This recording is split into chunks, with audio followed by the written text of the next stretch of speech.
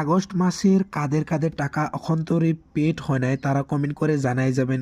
আমার যেটা ডলার ছিল সেই ডলারটা পেড করে দিয়েছে, মানে আমার ডলার ছিল যেটা আগস্ট মাসে যে ট্রানজ্যাকশন সেটা এখানে দেখতে পারবেন। এইখানে ইউকো ব্যাংকে আমার পেমেন্ট করেছে 59.36।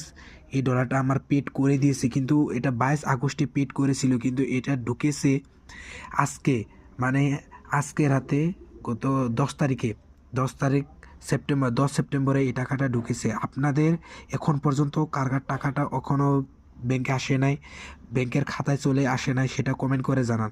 আমারটা চলে এসেছে অবশেষে, এখানে দেখতে পাচ্ছি $59.36। এই ডলারটা এখন চলে এসেছে। পরের মাসে যেটা পে আউট সেটাও এখানে পে আউটটা চলে এসে, কিন্তু এই মাসে এত দেরি হয়েছে সেটা মানে বোঝাটা খুবই মুশকিল হইতেছে। আপনাদের কার কার চলে এসেছে